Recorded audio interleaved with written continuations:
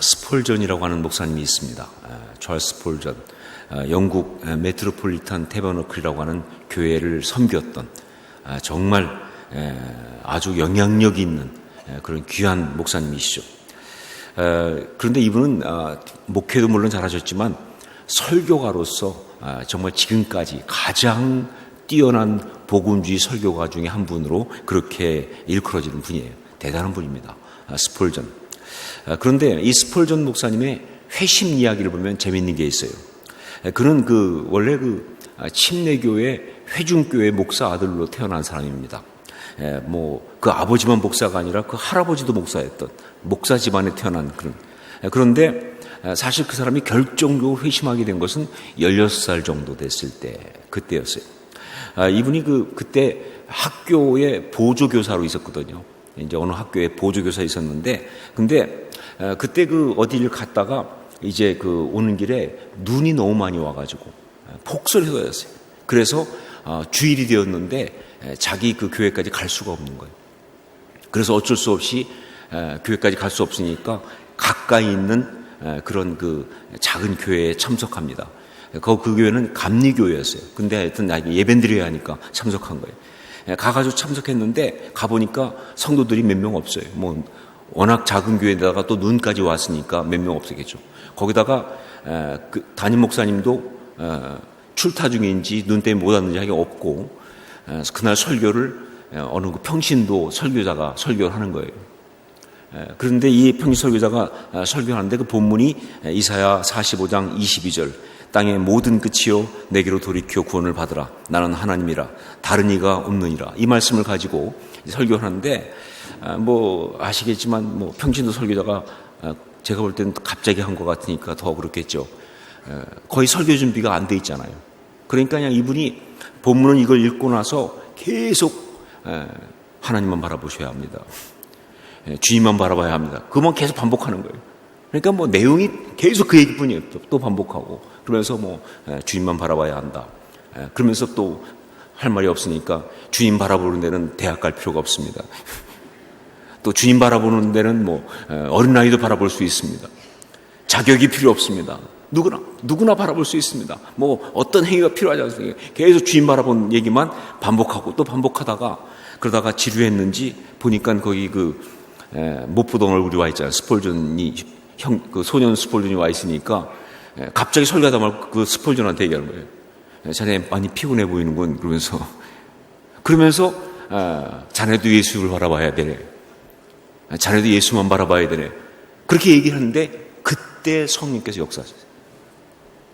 스폴전한테.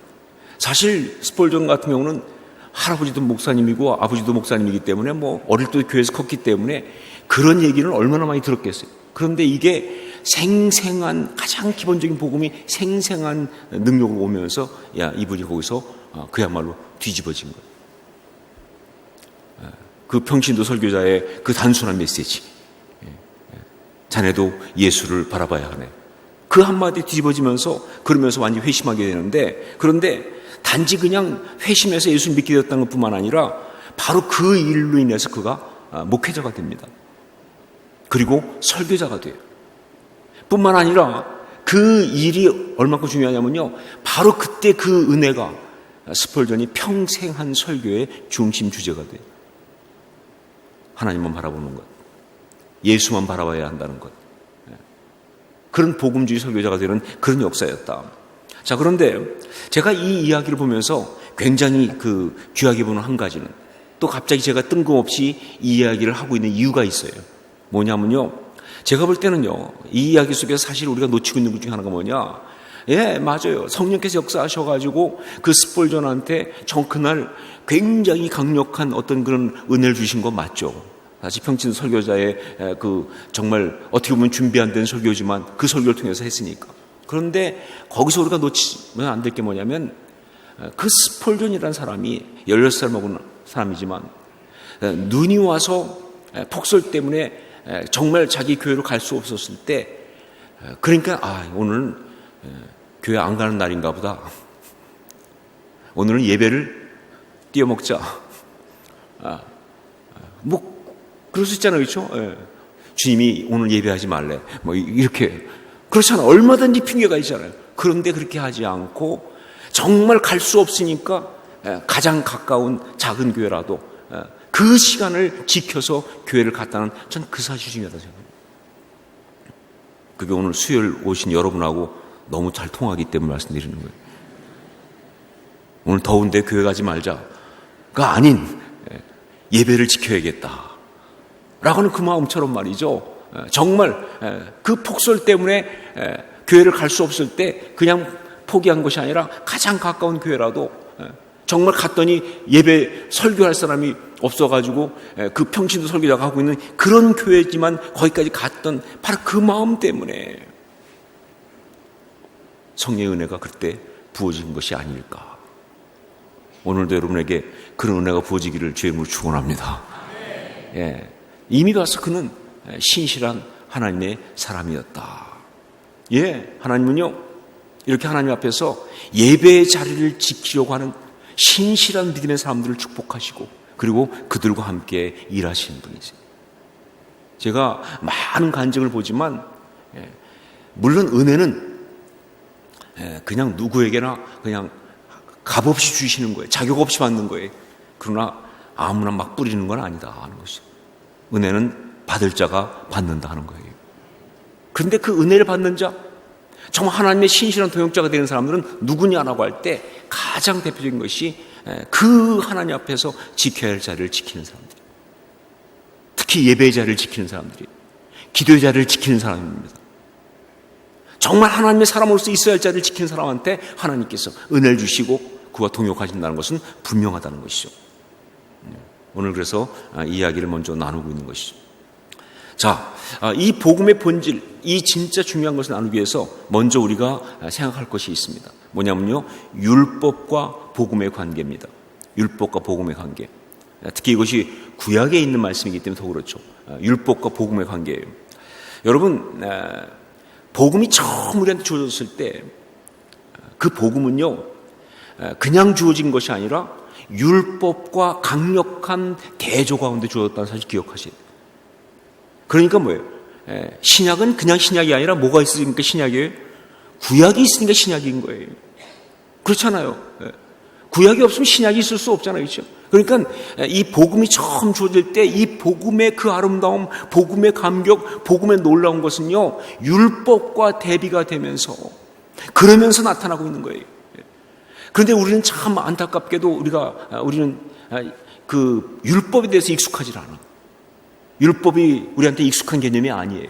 그러다 보니까 율법과 대비되면서 나타나는 이 복음의 그 아름다움에 대한 것을 우리가 잘 모른다는 거예요. 얼마나 이게 기가 막힌 것인지. 여러분, 우리는 이렇게 와서 그냥 마음껏 하나님의 이름을 부르고 찬양하고 그러면서 정말 예배하고 이렇게 은혜 받고 이런 것들을요 우리는 당연한 줄 알고 있어요. 그런데 여러분 사실은요 이게 얼마나 기가 막힌 것이냐 하는 것은요 우리가 정말 제사를 드려봤으면 아마 너무 잘 알 거예요.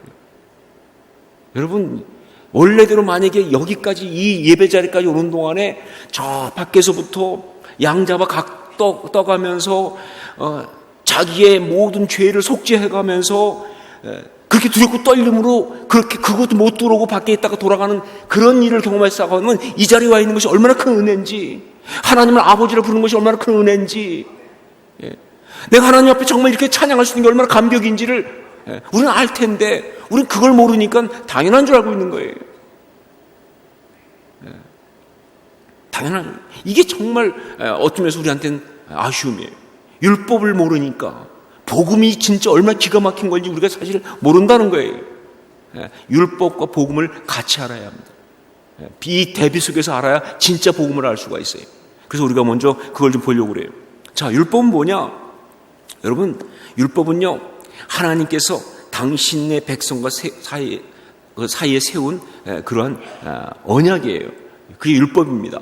하나님께서 당신의 백성과 세운 어떤 언약이에요. 그런데 이 언약은 말씀드리지만 쌍무적에, 서로가 서로에게 조건이 있는 쌍무적에, 네가 뭐뭐 하면 나도 뭐뭐 하겠다라고 하는 어떤 쌍방의 의무가 있는 그런 것이 바로 이 율법인 언약입니다. 자, 그러다 보니까 율법 자체는요, 그 내용은 정말 아름다운 것이고 거룩한 것이고, 그리고 이건 분명히 뭐냐, 하나님께서 당신의 백성을 사랑하시기 때문에 그들을 정말 거룩하고 아름답게 하시려고 그래서 주신 것이 분명한데, 그런데 이게 그만 그런 것이 아닌, 아름다운 것이 아닌, 거룩한 것이 아닌 부담스러운 것, 무서운 것, 그리고 두려운 것, 절망스러운 것 되고 말았다는 것이죠. 이유가 뭐냐? 바로 우리 속에 있는 죄성 때문에. 율법이 나빠서가 아니라 우리 속에 있는 죄성 때문에.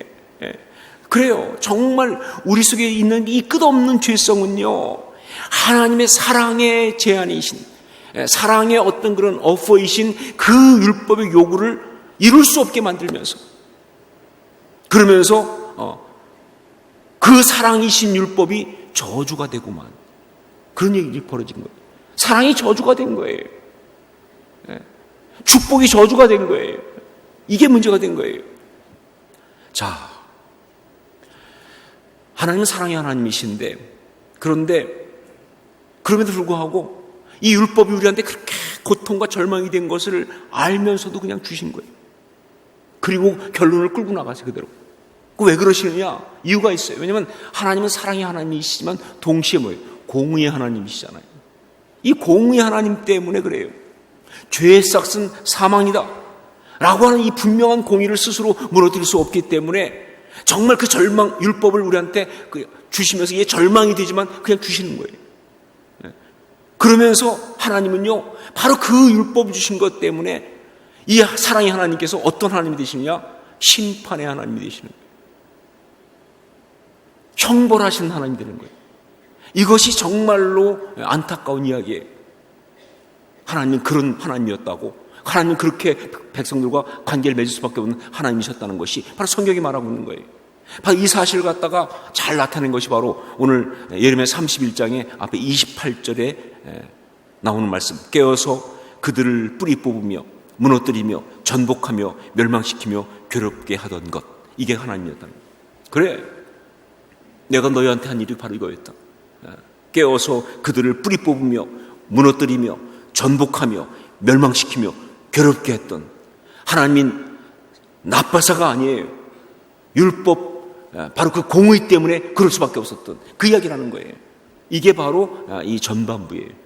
그러나 절대 하나님 거기에 계실 수가 없었다는 거죠. 사랑의 하나님께서는요, 도저히 그렇다고, 그러니까 어쩔 수 없어 라고 해서 그냥 그렇게 심판하시고 형벌하심으로 끝날 수가 없어서, 그래서 정말 거기서 하나님께서 파격적인 그런 일을 감행하시는데, 그게 바로 뭐냐? 그 인간의 죄값을 당신 스스로 갚아주시겠다고, 그 인간의 그 죄성과 연약한 부족함을 덮어주시겠다고 하면서 판을 뒤집어 버리시는 거예요. 그게 바로 복음이죠. 그러면서 말씀으로 뒤집기 시작하는데, 그게 바로 28절의 후반부에 나오는 말씀인 것이죠. 우리 28절 말씀을 함께 같이 읽도록 하겠습니다. 함께 읽습니다. 깨어서 그들을 뿌리 뽑으며 무너뜨리며 전복하며 멸망시키며 괴롭게 하던 것 같이 내가 깨어서 그들을 세우며 심으리라. 여호와의 말씀이니라. 이전에 내가 그들을 무너뜨리고 뿌리 뽑고 멸망시키고 심판하고 했다고 한다면, 이제 내가 말한다. 깨어서, 똑같이 깨어서 이제는 그들을 세우며 내가 심으리라. 구원하시겠다는 거예요. 회복하시겠다는 거예요. 그 죄성 때문에 원하지 않게 심판과 형벌을 받을 수밖에 없는 그런 존재이지만 그 모든 걸 뒤집고 구원하시겠다고 하는 거예요. 그런 파격을 행하시겠다고 하는 거예요. 사랑의 하나님은요, 공의 때문에 당신의 자녀를 포기할 수 없다라고 말씀하시는 거예요. 그러면서 하나님께서 바로 그런 하나님의 자기 선포, 약속, 그거를 선언하듯이 던지신 것이 바로 뭐냐? 그게 유명한 새 언약인 거예요. 그게 신약이죠. 그게 복음인 거예요. 새 언약. 구약 성경 중에서 가장 중요한 말씀, 우리가 반드시 알아야 될, 암송하기도 좋게 구절이 예레미야 31장 31절인 그 말씀을 함께 읽도록 하겠습니다. 31절 같이 읽겠습니다. 여호와의 말씀이니라. 보라, 날이 이르리니 내가 이스라엘 집과 유다 집에 새 언약을 맺으리라. 내가 이스라엘 집과 유다 집에 새 언약을 맺으리라.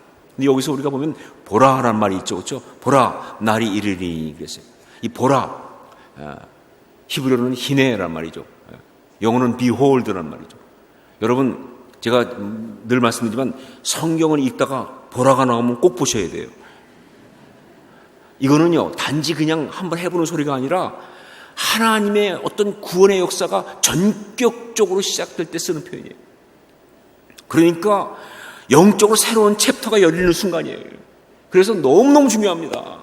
지금 바로 하나님은 그 보라를 희내를 쓰면서 새 언약을 선포하고 계시는 거예요. 근데 그 새 언약은 바로 뭐냐? 그게 바로 지금 우리가 있게 한 언약 아닙니까? 그러니까 그 새 언약은 뭐냐? 우리가 살아가야 되는 그 삶의 근본이 되는 언약이에요. 예, 우리는 어떤 걸로 살아가는데요? 율법이 아니라 뭐예요? 그 새 언약을 붙들고 살아가는 거예요. 우리는 어떻게 살아가는데? 율법을 지키면서가 아니라 그 새 언약을 붙들고 지키며 살아가는 거예요.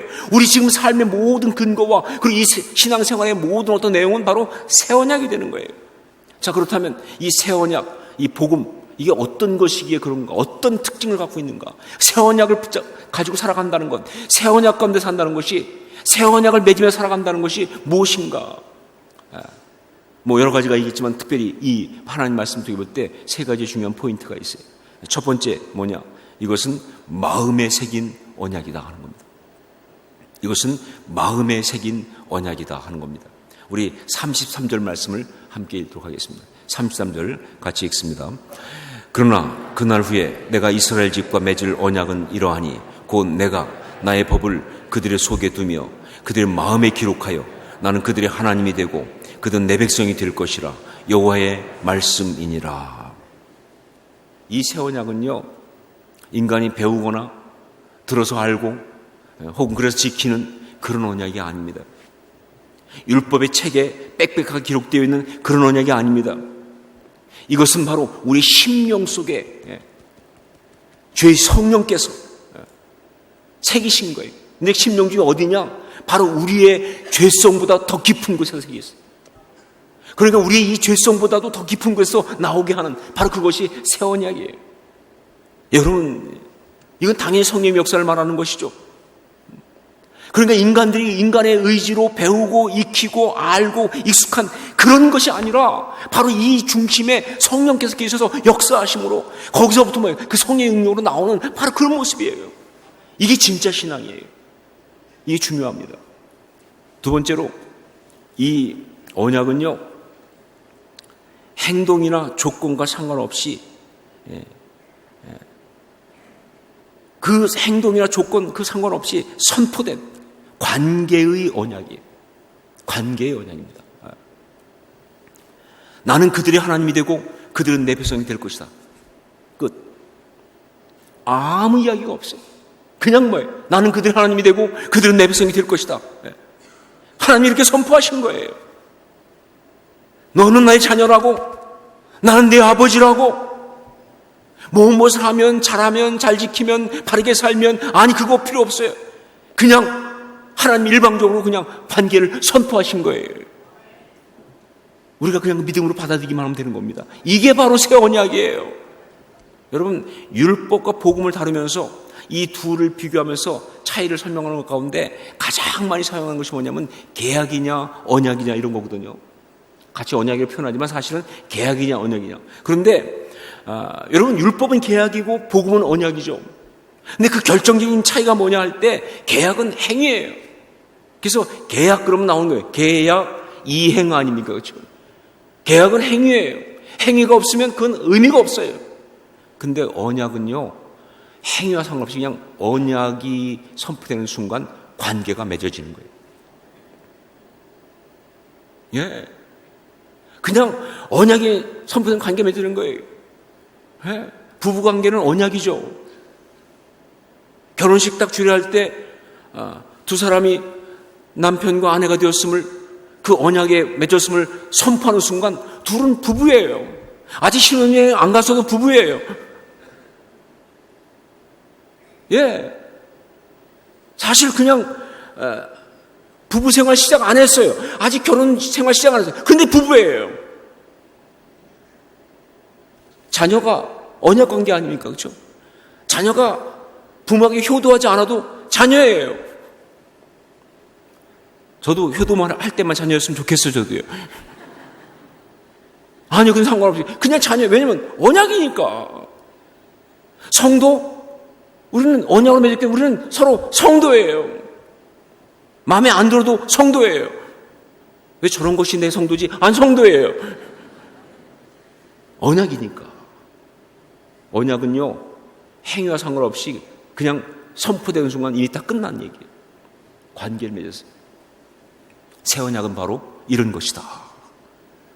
그렇기 때문에 여러분, 새 언약 가운데 살아가는 사람은요, 다른 어떤 것보다 관계에 집중해야 합니다. 정말 모든 걸 할 때마다 이것이 하나님과의 관계에 있어서 어떤 것인가 생각해야 돼요. 정말 무엇을 하든 이유는 딱 한 가지예요. 하나님을 기쁘시게 할까? 하나님과의 관계를 아름답게 지킬 수 있을까? 이것이 혹시 하나님의 영광을 가리면 어떡하나? 무슨 뜻이에요? 하나님과의 관계가 망가지면 안 되지. 아무리 좋은 것이고 아무리 달콤하고 아무리 그래도 그것 때문에 하나님과의 관계가 멀어지거나 망가지면 그건 악한 것이 되는 것이 바로 새 언약이에요. 이게 우리가 살아갈 이야기입니다. 세 번째로 이 언약은요 결코 중단되거나 변질되지 않습니다. 즉 이 사랑은 결코 한계가 없다 그런 얘기예요. 35절 37절까지 그 다음에 나오는 하나님의 아주 단호하고 결연한 의지천명이 있어요. 바로 이것이 이 말씀이 그 얘기를 하고 있습니다. 우리 35절 37절 좀 긴 말씀이지만 함께 읽도록 하겠습니다. 같이 읽습니다. 여호와께서 이와 같이 말씀하셨느니라. 그는 해를 낮의 빛으로 주셨고 달과 별들을 밤의 빛으로 정하였고 바다를 뒤흔들어 그 파도로 소리치게 하나니 그의 이름은 만군의 여호와니라. 이 법도가 내 앞에서 패할진대 이스라엘 자손도 내 앞에서 끊어져 영원히 나라가 되지 못하리라. 여호와의 말씀이니라. 여호와께서 이와 같이 말씀하시느니라. 위에 있는 하늘을 측량할 수 있으며 밑에 있는 땅의 기초를 탐지할 수 있다면 내가 이스라엘 자손이 행한 모든 일로 말미암아 그들을 다 버리리라. 여호와의 말씀이니라. 해와 달, 별이 있고 바다가 파도로 출렁거리는 이 세상에 존재하는 한 나의 이 언약은 절대로 끊어지지 않을 것이다. 그 얘기예요.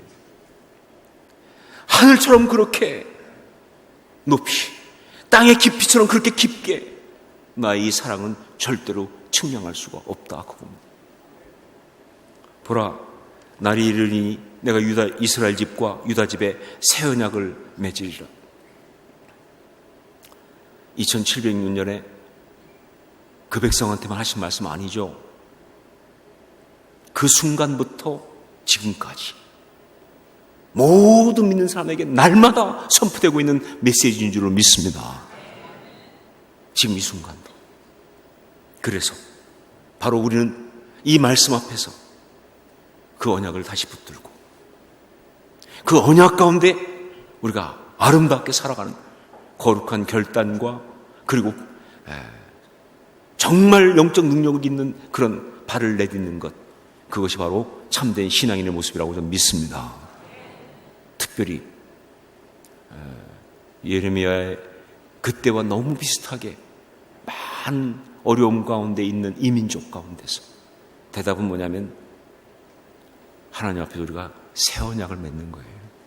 이게 이 민족의 대답입니다. 이게 바로 우리의 삶의 대답입니다. 믿음을 고백하면서 나갈 수 있기를 주의 이름으로 축원합니다.